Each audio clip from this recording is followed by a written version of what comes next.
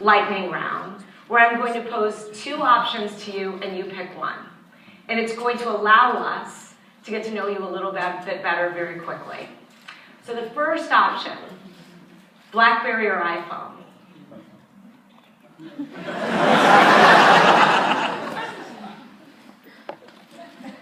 It's so sad. It's the iPhone. BlackBerry owned the world and lost it. Spoken like an investor. Email or text? Email. Phone or face?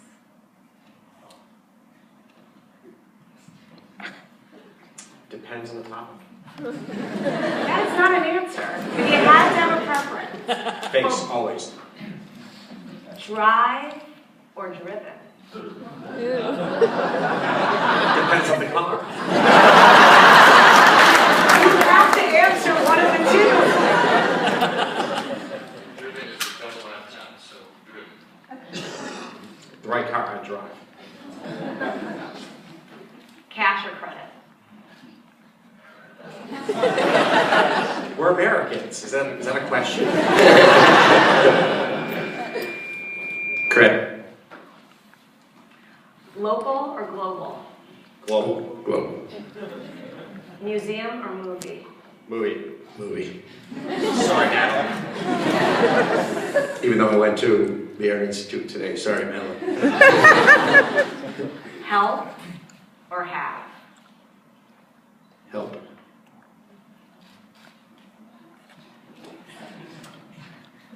Both? Both. Okay. Both. All right, let's get to it. So that was revealing. It really was. Even the pauses tell us something.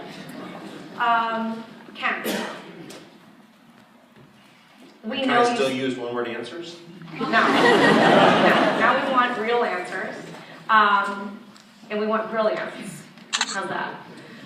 Larry, I see great attention here tonight. I'm going to start with you.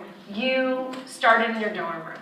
And John Rogers and I, when we're at Ariel, we always talk about the fact because we've been entrepreneurs for so long, we're unemployable. Like, we couldn't go and work for someone. We'd fail miserably. Did you know you were going to be an entrepreneur? Like, I have a hard time imagining you working for anyone. I mean, we saw him in this. He can't, Can't just perform well? Yeah, no capability at all, following directions. So in my teens, I did work for somebody.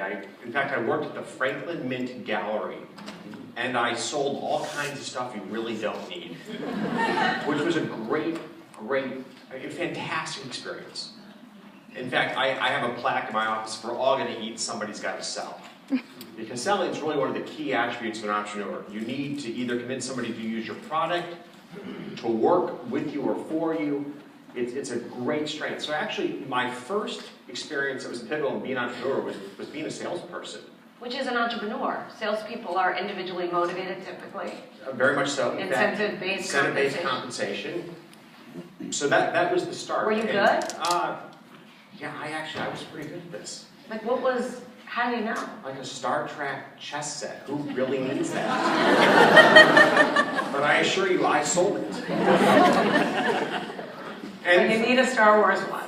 Oh, touche. I said to John Rogers one day, I said, if Mellody wants to abuse me, she can. But, from there, I did a lot of work doing freelance software development. And again, you're selling yourself. You're selling yourself as a programmer, and you're working for yourself. And gaining comfort in depending upon your ability to rely on yourself is a key part of being an entrepreneur. It takes something to walk away from the safe path, the safe job, in a large firm where you work with people who you view as your friends. You need a tremendous amount of self-confidence. But you never had that. I mean, you never walked away from that. You charted your own course from the beginning. What's interesting is in college I had a chance to do some development work for IBM. And this was really, for me, an eye-opening experience because it was a very large bureaucratic company at the time. It was both the pinnacle of corporate America, and yet, at the same time, the seeds of its own destruction were being sown by its bureaucracy. Of course, IBM today is a very different business than it was back back then, but it really taught me this isn't what I want to be a part of. I want to be out there, I want to be on my own in a much more nimble environment. I ended up in finance sort of surreptitiously, but I did. It's been a great career. What didn't you like? Like, what made you say, this is not for me? When people told me to slow down on what I was doing. Like, there's no race to get this done. You got a 3-month contract, you got plenty of time to do this. Take your time. And you know what? The one thing I've never been able to find in life is more time. Never waste your time. You can never get it back. Right. But that mindset of, you're getting paid by the hour, why hurry, why rush, was so demoralizing to me. So you know it wasn't for you. It wasn't for me. I would say people undervalue time and they overvalue money. Larry, did you know you were going to be an entrepreneur, or when did you figure that out? So Ken's point is a really good one. He saw and said, not for me. I saw it and I said, not for me, but I knew it from the time I was a little kid. Like how little? 7. So this is more of like this, entrepreneurs are born, not made? It's more, in my case it is, but at the Kellogg School, we have Linda Darrow, who's the head of the Levy Institute, who teaches it, and we try to teach people how to avoid failure and how to be successful as an entrepreneur. I was born with it. And I completely agree with Ken that you can't be a successful entrepreneur unless you're great at selling your ideas and selling yourself. And time is much more important than money. So happiness is much more important. what is Family a is much more 7-year-old entrepreneur like? Is it like just a really successful lemonade stand, or what is that? I had my aunt make pot holders and I went door to door selling them and loved it. I mean, she couldn't produce them fast enough, but so I didn't sell any Star Wars or Star Trek things, but.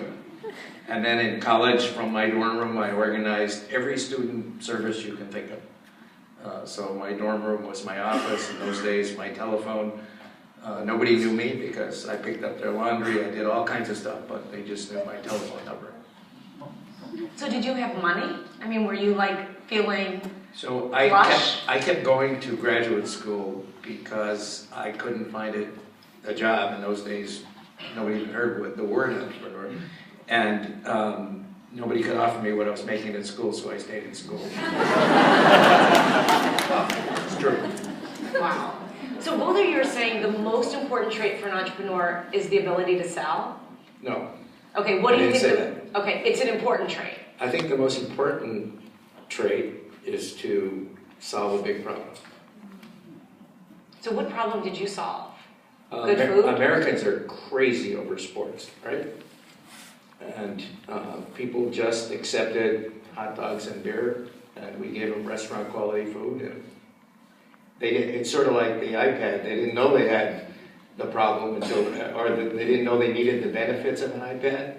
They didn't know they would love great food at a sporting event, and they do. How'd you get that idea? There's a big lesson in this. The big entrepreneurial term today is pivot. So we were opening one restaurant at a time, some successful, some not so successful. It's really a dangerous business. And the White Sox ownership changed, and Jerry Reinsdorf said, I'm going to build skyboxes, and I want you who have 6 restaurants to cater our skyboxes. And my brother and I said, we don't do that. We're not institutional food service people. And finally he said, we're the new owners of the team. We're going to get the best players. We're going to spend a lot of money on players. And you're going to have first row seats for the World Series. We said, deal. That became $1 billion business. Wow. So Ken, what do you think the most important trait is for an entrepreneur? So I think the most important trait for an entrepreneur is just to believe in oneself. So confidence. It's confidence, and it's a knowing confidence that you can solve the hard problems, because there's a lot of hard problems to solve being an entrepreneur. That you can attract the right people, that you can attract customers. It's a steady confidence that gets you through both good times and, more importantly, through the difficult times that every business founder faces. So in a bad time, the confidence never gets shaky or wanes? I think the core of your being has to be unshaken through that moment in time. This doesn't mean that you're not emotionally grappling with the issue, but if you can't believe in yourself in the darkest moments, how will you convince those around you to continue to believe in you? So it's in the middle of the financial crisis. We all went through this in our own way. The world and the financial world is falling down. Things are very, very tough. Are you sitting there saying to yourself, 2013, I'm going to be totally fine and I'll just get through it? Did you know you would be fine? Well, okay, so middle financial crisis. Here's what we got to face on Fridays. We do home on Fridays. If Morgan Stanley fails over the weekend, Goldman Sachs fails on Monday, we fail on Tuesday. So tell me about the confidence that you... So the bottom line is you have to say to yourself, that could happen. Now let's get back to work on Monday.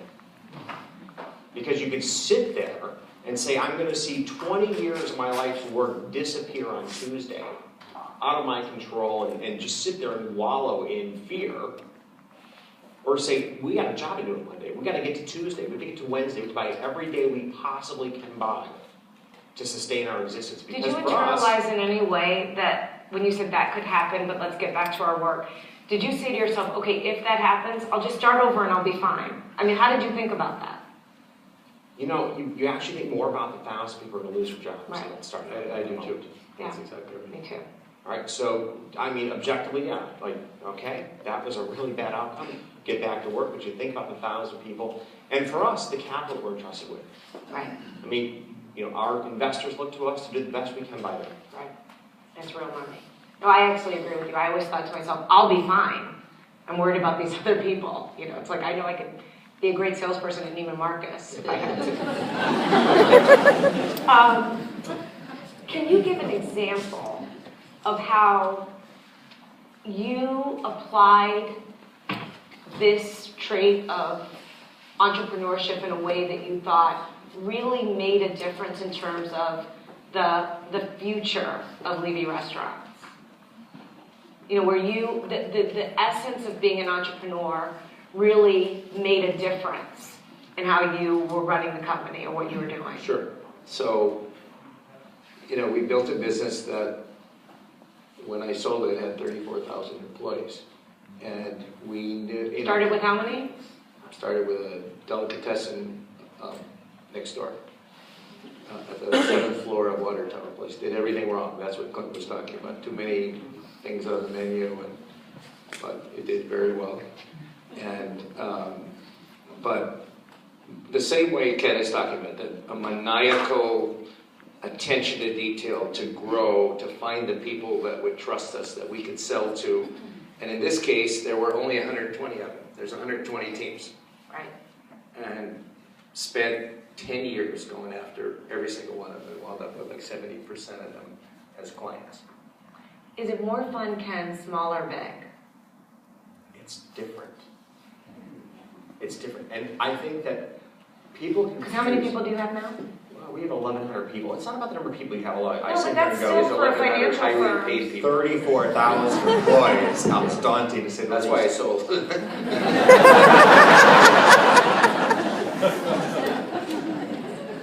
So it He is feels... a wise man. So it's easy to confuse small with the incredible learning that takes place when we're younger in life. So elaborate. So in other words, let's just say that somebody said tomorrow, you snap your fingers, Ken, go back and have a smaller firm. I would never want to do that. Really? No. A lot of people wish for small again. They wish for that It's a energy. fantasy. It's a fantasy that's smaller again. You'll enjoy that same rate of learning the first experience. But didn't you like knowing every single person's name and their kids and, you know... So if we spent more time together, you'd know the one fatal flaw I have is I am horrible with names. I walked into a room once, introduced myself to a person. I walked in the same room 2 weeks later, looked at the guy, he goes, you forgot my name, it's such and such. So I'm terrible at names. Look, the fantasy's great. It's a fantasy. Now let me tell you what size gives you. It gives you relevance, impact, it gives you the ability to actually effectuate your dreams. I would never trade what we have today for what we had 20 years ago. How do you keep big entrepreneurial? How'd you do that? So what we did is, the more profitable we got, the more we reinvested in the culture to bring on, we were hiring 250 managers a year at the end. And we brought everyone into Chicago for a whole week who met the senior management team. My mother sitting in the front row, she taught a history class of the history of the company and how we got to be what we are. And you know, it's pretty amazing. So you had to get profitable enough to build the culture, or to keep the culture as you got bigger, to avoid the IBM problem. What does your culture stand for? I think entrepreneurs build a culture around what they stand for. What do you stand for? So integrity, ambition, growth, nice, happy, family. I mean, lightning round, that's what I would say. Successful. What does your culture stand for, Ken? I'd say it has a lot of similar characteristics, but we have a very strong focus on meritocracy. Meritocracy. If we're gonna perpetuate ourselves for decades to come, it's about a constant need to literally rebuild ourselves, both in terms of businesses we pursue and the talent which we pursue it. And so when people become, in a sense, and this is a challenge for finance. Finance, your stars tend to be extraordinarily narrow people. They understand the semiconductor space better than anyone in the world. But after 15 years of doing it, they get bored. They go pursue different things in life. And I totally understand that. So you need to be able to find the next generation of great semiconductor analysts every certain number of years. You need a rhythm to it. And so you need to be constantly bringing new talent to the organization and finding those who are really, they're caught up in a state of personal boredom. You need to either push them to do projects, new areas, or it's a good time for them to pursue a different career path. Does that regeneration change the culture regularly, or is it the same? I think it keeps the organization very fresh, very vibrant. If you could do something over again as